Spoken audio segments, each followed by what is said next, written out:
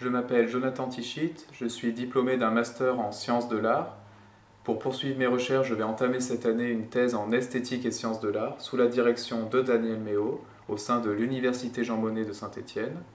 Donc cette thèse porte sur des photographies de ruines contemporaines, c'est-à-dire de nouvelles formes de vestiges qui ne résistent plus à de grandes échelles de temps, qui ne sont plus faits pour durer. On retrouve tout type de bâtiments assez récemment abandonnés, des habitations, des friches industrielles par exemple.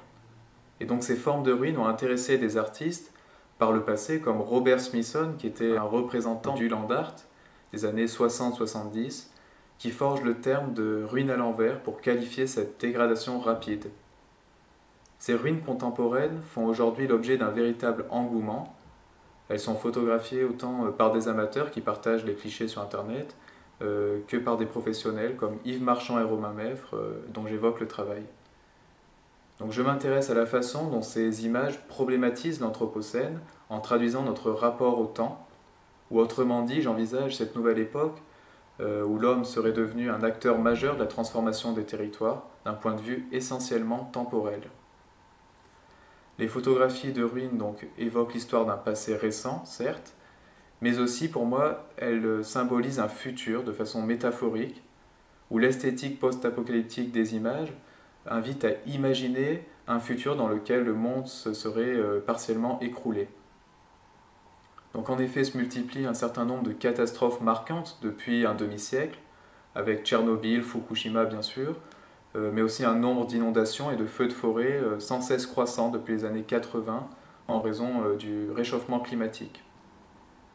Donc les inquiétudes sont renforcées par les discours collapsologiques qui se présentent comme autant de théories d'un effondrement prochain.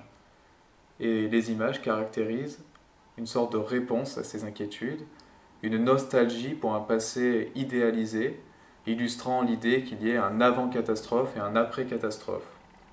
Donc les représentations signent une perte des utopies politiques, en tout cas une perte de confiance dans l'avenir, et elles traduisent aussi le sentiment d'une accélération qui serait collectivement ressentie et qui serait traduite déjà en premier lieu par l'obsolescence des constructions et des biens produits, des productions industrielles en quelque sorte, mais aussi des rythmes de vie sans cesse plus rapides.